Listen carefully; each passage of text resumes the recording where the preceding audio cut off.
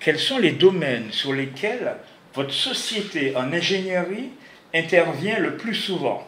Alors, c'est une question difficile puisque effectivement notre société d'ingénierie intervient dans tous les domaines de la construction, aussi bien dans le domaine hospitalier, la grande distribution, les logements, les bureaux. Effectivement, bon, ici il n'y a pas beaucoup d'aéroports, mais à deux reprises nous avons travaillé sur les aéroports, les bureaux, les stades, le stade de Dillon, le stade de Sainte-Marie et bien d'autres. Donc, je ne peux pas dire qu'il y a des domaines privilégiés. Dès qu'on fait appel à nous, où il y a matière à ingénierie, nous sommes présents. Vous êtes ingénieur thermicien.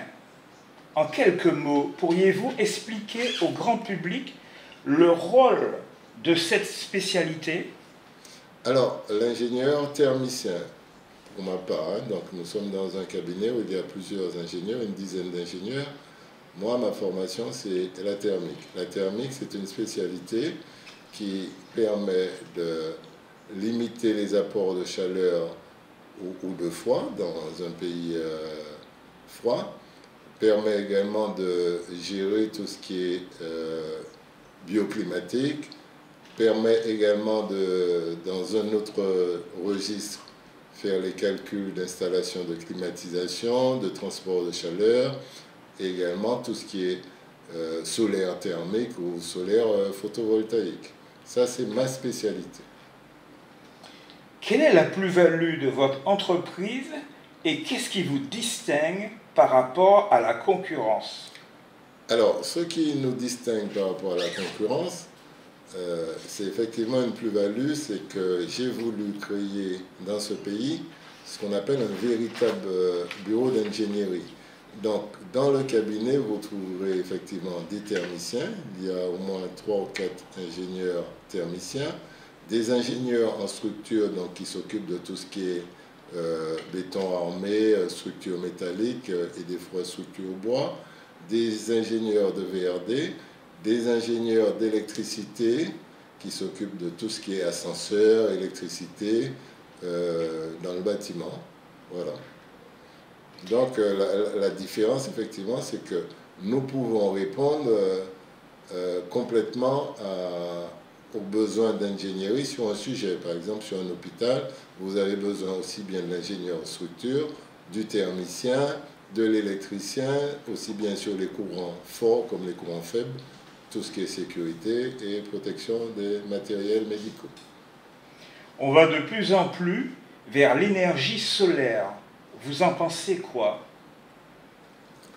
Alors, ce que je pense, c'est qu'il est temps, effectivement, que se développe tout ce qui est énergie solaire, aussi bien pour l'eau chaude, donc c'est le solaire thermique, comme on dit, et également pour le solaire photovoltaïque, où on peut faire effectivement de l'électricité à redistribuer.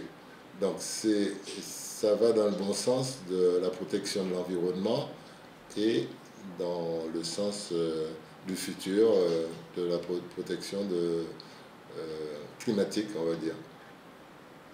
Comment appréhendez-vous tout ce qui est environnemental?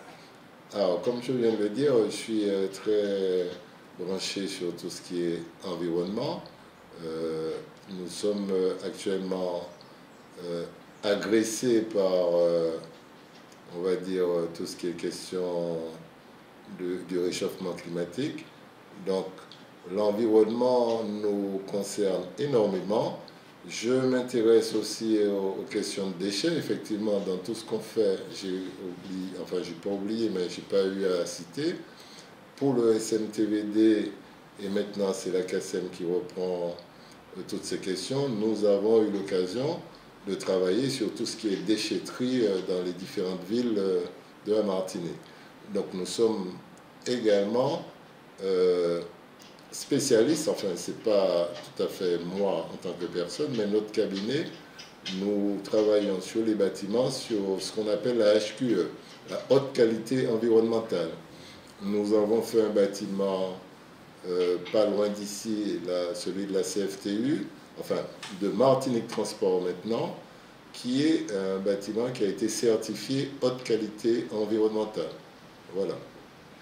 Quelle a été l'étude la plus difficile que vous ayez eu à faire? Alors, les études sont d'une manière générale, petites comme grosses, peuvent être très difficiles, puisqu'il s'agit effectivement de concevoir à partir d'un programme, d'un besoin, et de plans réalisés par un architecte. Donc, l'architecte, il gère, il conçoit les espaces, et ensuite, si c'est un hôpital, un bloc opératoire, c'est pas un bureau, c'est pas un poste de police. Et même le poste de police a également ses difficultés.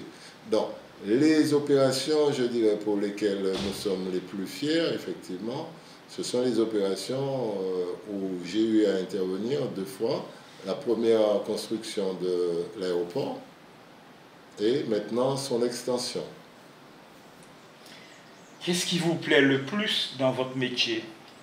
Alors, ça rejoint la question précédente. Ce qui me plaît le plus, c'est de partir d'un programme, de concevoir un projet et ensuite de voir la réalisation de ce projet. Dans notre métier, tout ce qui est bâtiment public se construit à partir de concours de conception architecturale et d'ingénierie. Donc, on se met conjointement avec un cabinet d'architectes ou plusieurs cabinets d'architectes.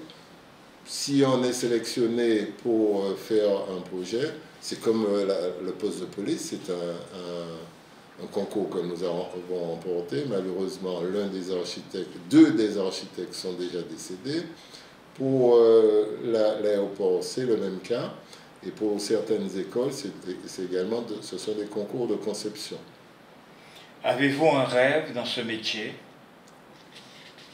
Ah ben, mon rêve, ce serait que les Martiniquais développent un petit peu plus leurs compétences en ingénierie pour pouvoir servir le pays. Parce que ce sont des compétences qui sont souvent développées par je dirais, des prestataires ou des compétences extérieures, aussi bien de la France continentale que d'autres pays.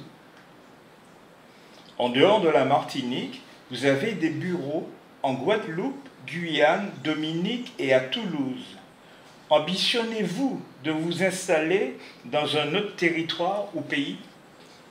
Alors, récemment, j'ai fait le déplacement sur Mayotte. En fait, c'est en juin déjà, en juin de l'année dernière. Et nous avons déjà 2 opérations sur Mayotte. Donc, pour s'installer sur Mayotte, il me faut effectivement trouver des ingénieurs mahorais qui seraient soit à Mayotte, soit sur le continent européen, qui voudraient rentrer chez eux. Donc, je suis également dans cette démarche. Et encore plus récemment, je me suis rendu en Côte d'Ivoire où, effectivement, je compte, à partir de la Côte d'Ivoire, travailler sur plusieurs pays africains, Cameroun, Sénégal, et je suis particulièrement attendu en Guinée.